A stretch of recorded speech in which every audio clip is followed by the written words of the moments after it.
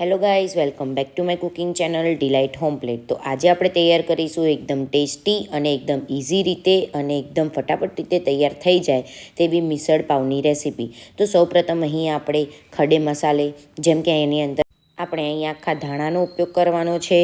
ત્યાર પછી આપણે તેની અંદર લાલ મરચું, લસણ, કાળા મરી, લવિંગ, તજ અને આપણે તેની અંદર ઇલાયચી પણ એડ કરી દેવાની છે. તે બરાબર રીતે શેકાઈ જાય ત્યાર પછી આપણે તેને બરાબર રીતે મિક્સર ગ્રાઇન્ડમાં આપણે તેને પાવડર ફોર્મમાં કન્વર્ટ કરી દેવાનું છે. ત્યાર પછી આપણે અહીં થોડા મઠ લીધા છે. હવે આપણે મઠને પાણીની અંદર બાફી દેવાના છે. તમે જોઈ શકો છો તે રીતે આપણે હળદર અને મીઠું એડ કરીને તેને બરાબર રીતે આપણે પાણીની અંદર બોઇલ કરી દેવાનું છે અને તે પાણીનો ઉપયોગ આપણે મિસળમાં કરવાનો છે. તો હવે આપણે તેના મિસળને બનાવવા માટે આપણે સૌપ્રથમ 3થી 4 ટેબલસ્પૂન જેટલું પાણી લઈ લીધું છે. ત્યાર પછી આપણે અહીં આદુ મરચાંની પેસ્ટને એડ કરી દીધેલી છે. હવે આપણે ઝીણા કટ કરેલા ઓનિયનને પણ એડ કરી દેવાના છે. તમે જોઈ શકો છો તે રીતે આપણે ઝીણું કટ કરેલું ઓનિયન પણ એડ કરી દીધેલું છે. હવે આપણે આને ધીમા તાપે એકદમ પરફેક્ટ રીતે આપણે તેને બરાબર રીતે ચડવા દેવાનું છે. ગેસની ફ્લેમને હાઈ રાખવાની નથી, એકદમ ધીમા તાપે લાલાશ પડતા લાલ થઈ જાય ત્યાં સુધી આપણે તેને મિક્સ કરતા રહેવાનું છે. હવે આપણે તેની અંદર ટામેટાં એડ કરી દઈશું. હવે તમે અહીં પ્યુરી પણ એડ કરી શકો છો, પણ અહીં મેં થોડા ઝીણા કટ કરેલા કાંદા અને ટામેટાં લીધેલા છે. તમે જોઈ શકો છો તે રીતે આપણે બધા જ ઇન્ગ્રીડિયન્ટ્સને બરાબર રીતે મિક્સ કરવાનું છે અને ધીમા તાપે થવા દેવાનું છે. ગેસની ફ્લેમને આપણે હાઈ રાખવાની નથી, એકદમ સ્લો ફ્લેમ ઉપર આપણે બધું જ 1 બાય 1 કરીને મિક્સ કરતા રહેવાનું છે. તમે જોઈ શકો છો તે રીતે હવે બધા જ આપણે ઇન્ગ્રીડિયન્ટ્સને બરાબર રીતે મિક્સ કરીશું અને ધીમા તાપે થવા દેવાનું છે. ત્યાર પછી આપણે 1 બાય 1 કરીને બધા જ મસાલા એડ કરવાના છે. અહીં તમે તમારી મરજી પ્રમાણે મસાલા એડ કરી શકો છો. તો સૌપ્રથમ આપણે અહીં સ્વાદ પ્રમાણે મીઠું એડ કરી દીધેલું છે. ત્યાર પછી આપણે 3થી 4 ટેબલસ્પૂન જેટલું અહીં મેં લાલ મરચું પાવડર પણ એડ કરી દીધેલું છે. ત્યાર પછી આપણે 1થી 2 ટેબલસ્પૂન જેટલું હળદર પાવડર અને ધાણા જીરું પાવડર એડ કરી દેવાનું છે. જો તમારે તીખાસમાં ઓછું જોઈતું હોય તો તમે લાલ મરચું પાવડર થોડું ઓછું એડ કરી શકો છો. તમે તમારી મરજી પ્રમાણે અહીં મસાલા એડ કરી શકો છો. ત્યાર પછી આપણે અહીં થોડો ગરમ મસાલો પાવડર અને મિસળ પાવ મસાલો આપણે અહીં એડ કરી દેવાનો છે.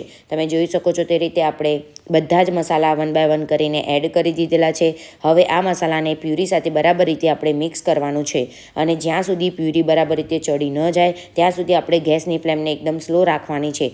ત્યાર પછી આપણે જે શેકેલો જે મસાલો હતો જેને આપણે પાવડર ફોર્મમાં કન્વર્ટ કર્યો હતો તે આપણે બધું જ અહીં એડ કરી દેવાનો છે. અહીં તમે ઓછો પણ એડ કરી શકો છો, પણ તીખાસમાં તમારે વધારે પડતું જોઈતું હોય તો તમે બધો જ મસાલો અહીં એડ કરી શકો છો અને તમે ઓછો પણ એડ કરી શકો છો. ત્યાર પછી આપણે બરાબર રીતે બધા જ ઇન્ગ્રીડિયન્ટ્સને મિક્સ કરવાનું છે અને આ પ્યુરીને પણ બરાબર રીતે આપણે મિક્સ કરતા રહેવાનું છે. તમે જોઈ શકો છો તે રીતે એકદમ પરફેક્ટ આપણી આ પ્યુરી તૈયાર થઈ ગઈ છે અને બરાબર રીતે ચડી પણ ગઈ છે.